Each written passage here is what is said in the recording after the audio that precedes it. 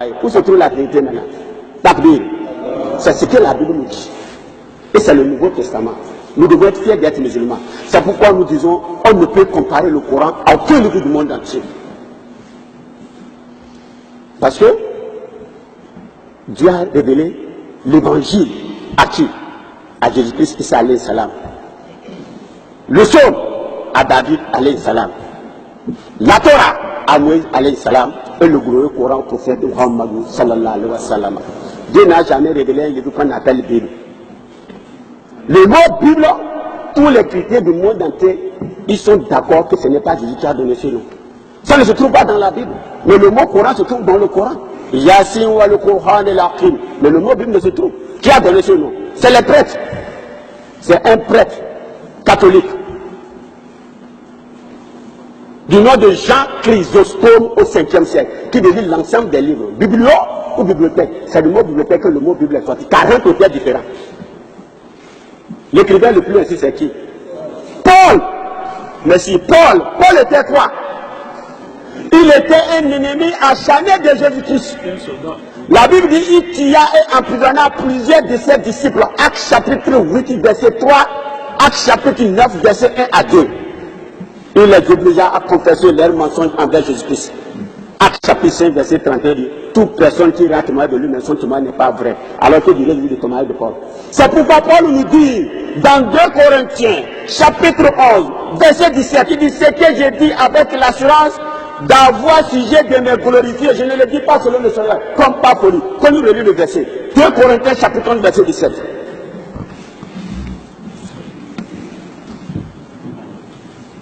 2 Corinthiens chapitre 11, verset 17. Ce que je dis avec l'assurance d'avoir sujet de me glorifier. Je ne le dis pas selon le Seigneur, comme pas folie. Takbir. Il dit que c'est la folie qui l'a poussé à écrire le Nouveau Testament. Parce que le Nouveau Testament est composé de 27 livres, le seul en a écrit 14. C'est pourquoi on dit le véritable fondateur du christianisme, c'est Paul. C'est pourquoi vous verrez que la première Bible fut écrite en 1538, quand Jésus est né. En 1560, elle est construite en versets, d'où les révisions ont commencé. Sous le règne de Henri VIII, ils ont révisé la Bible. La reine d'Angleterre, ils ont révisé la Bible. À la cour de Hampton en 1611, on continue de réviser. Si c'est la parole de Dieu, est-ce que c'est les hommes qui vont réviser? Non! Mais nous disons qu'il y a la parole de Dieu dedans. Seul le Coran nous permet de savoir à quel degré la parole de Dieu existe dans la Bible. Seul le Coran. Il conjugue le passé, le présent et le futur. C'est pourquoi les grands savants du monde entier, ils ont étudié le Saint-Coran, comme le docteur Bagleri, célèbre professeur à l'université de Naples. Et bien nous trouvons dans ce livre le Coran des réserves des sciences qui surpassent les talents, les capacités des plus intelligents, des plus puissants politiciens, ainsi que des plus grands philosophes. Et cela parce que le Coran n'est pas l'œuvre d'un homme. Quel que soit l'étendue de son savoir, pas d'un homme qui aura vécu toute sa vie dans une société profane, loin d'un homme de science et de religion. Takbir. Le professeur Kinkmore, dans son livre de développement du humain, il dit, je ne trouve pas de difficulté que le Coran est la parole de Dieu. La description de l'embryon ne peut pas être bâtie sur la connaissance du 7e siècle, mais cette description a été révélée au prophète Muhammad sallallahu alayhi wa sallam. Parlant du prophète Muhammad sallallahu alayhi wa sallam, Voltaire, qui était un ennemi de l'islam, après 40 années d'études religieuses philosophiques, Voltaire déclare avoir dit une fois la vérité. Il dit la religion du prophète Muhammad sallallahu alayhi wa sallam est sans doute supérieure au christianisme. Il dit personne n'a considéré un Dieu en trois et trois en un. La croyance en un Dieu unique, sur la base même de sa religion. Il dit Seigneur, si seulement les Européens pouvaient suivre l'exemple des musulmans, Voltaire déclare à propos de Martin Luther King, qu'il estimait beaucoup, il dit Martin Luther King ne serait même pas digne d'ouvrir les lacets du prophète Muhammad sallallahu alayhi wa sallam. Takbir. Alors mes frères en islam, soyez fiers d'être musulmans. Alors revenons dans le Saint-Coran, dans la sourate Al-Ikhlas. قل هو الله أحد قل هو الله أحد الله الصمد لم يلد ولم يولد ولم يكن له كفوا أحد قل هو الله أحد الله الصمد لم يلد ولم يولد ولم يكن له كفوا Takbir. La sourate Al-Ikhlas, la 112e sourate du Saint-Coran. Le premier verset de la sourate Al-Ikhlas, il dit Kul huwallahu ahad. C'est lui, Allah est unique. Voilà l'enseignement de tous les prophètes d'Adam, Noé jusqu'au prophète Mohammed sallallahu alayhi wa sallam. L'unicité de Dieu. Et c'est confirmé dans l'Ancien Testament comme dans le Nouveau Testament. Dans le livre de Deutéronome, chapitre 6, verset 4 à 9, le prophète Moïse qui l'aperçoit sur lui dit écoute Israël, le Seigneur notre Dieu est l'unique Seigneur. Il n'a jamais dit un Dieu en trois et trois en un. L'unique Seigneur. C'est ça que Jésus a repris dans Marc chapitre 12, verset 28 à 34. Il dit Shuma Israël, Adonai El Adonai Ihada. Ihada veut dire unique. Il dit écoute Israël, le Seigneur notre Dieu est l'unique Seigneur. Tu aimeras ton Seigneur de tout ton cœur, de toute ton âme, de toute ta force et de toute ta pensée. Il dit le second, tu aimeras ton prochain comme soi-même. Ailleurs dans Matthieu chapitre 22 verset 40, il dit tous les prophètes, tous les lois dépendront de ces deux commandements. Reconnais Dieu, l'aimer de tout ton cœur, de toute ton âme, de toute ta force et de toute ta pensée. Le second, tu aimeras ton prochain comme soi-même. Relation verticale avec Dieu, horizontale avec son prochain. Voilà la raison de tous les prophètes d'Adam, Noé, jusqu'au prophète Muhammad sallallahu alayhi wa sallam. C'est pourquoi le Coran nous dit Kul huwallahu ahad. C'est lui, Allah est unique. Alors dans ce premier verset, on nous donne le vrai nom de Dieu. Il dit là, Allah. Pourquoi Allah? Le mot Allah en arabe qui veut dire le Dieu créateur, c'est une contraction de deux mots arabes. Al, trait d'union là, qui veut dire le Dieu créateur. En supprimant la lettre et l'apostrophe, vous aurez le mot Allah selon sa position dans une phrase en arabe. Et ce mot peut apparaître sous la forme de Allah, qui est très proche de la langue hébraïque, que Jésus a utilisé dans l'évangile pour désigner le Dieu créateur Allah. Puisque dans la langue orientale, il existe deux formes de pluriel. Celui d'un homme, celui qui marque le respect. Allah est le nom que Isa alayhi salam a utilisé dans l'évangile pour désigner le Dieu créateur Allah. C'est pourquoi le Coran dit Kul huwallahu ahad. Et non nous, comme l'a dit les équistes, et non Jéhovah, comme l'a dit les témoins de Jéhovah. Puisque chez les Juifs, le vrai nom de Dieu sur les Juifs au temps de Moïse, c'est un tétragramme de 4 lettres. Yod, He, Waw, He. C'est ça que les Juifs appellent Yahwa ou Yehoua. Yahwa ou Yehoua est tiré du verbe Chaya en hébreu. C'est une caractéristique du verbe être au sujet en 3 temps. Le passé, le présent, le futur qui dit Dieu est celui qui existe. Et ce nom a été donné à Moïse pour sauver les Juifs massacrés par Pharaon. Alors Jéhovah a été inventé par qui? Par un moine dominicain espagnol du nom de Raimundo Martini en 1270. C'est Raimundo Martini qui l'a inventé en 1270. Takbir. C'est pourquoi Dieu nous dit Kul huwallahu ahad. C'est lui, Allah est unique. Il dit Allahul Samad. Il est le riche au-dessus de tout besoin. Tous, nous avons besoin de lui, mais lui n'a besoin de personne. Allahul Samad.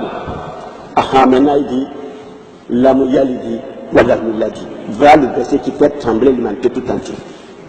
Lam yalidi wa lam yuladi. Il n'a pas enfanté, n'a pas été enfanté. Dieu n'est sorti de personne, personne n'est littéralement sorti de Dieu. Vous voulez attribuer à Dieu la nature humaine, les lois et le fonctionnement des sexes. Subhanallah. C'est pourquoi dans la doctrine des catholiques, ils ont une prière qu'on appelle en latin la Théotokos. Il dit, je vous salue Marie, mère de Dieu, subhanallah. Que Dieu nous pardonne. Je vous salue Marie, mère de Dieu. Cela veut dire que Dieu est né le 25 décembre. Donc le Dieu créateur est né le 25 décembre. Et même il est né prématuré. Hein. Pourquoi? Luc chapitre 1 verset 26 nous dit au 6e mois de l'année, Dieu envoya l'ange Gabriel auprès de Marie. Marie tomba enceinte le 6e mois de l'année. Vous demandez le 6e mois de l'année c'est quoi? De juillet en décembre ça fait combien? 5 mois, 25 jours. Qui vous a dit que Jésus est né prématuré? Cela veut dire Dieu est né prématuré. Que Dieu nous pardonne. Le Coran dit Lam dit, il n'a pas enfanté, n'a pas été enfanté. Dieu n'est sorti de personne, personne n'est littéralement sorti de Dieu. Dieu c'est quelqu'un qu'on peut nommer, mais qu'on ne peut pas décrire. Même dans la Bible. Vous savez que dans la Bible, plusieurs personnes sont appelées fils de Dieu, enfants de Dieu, premier-né.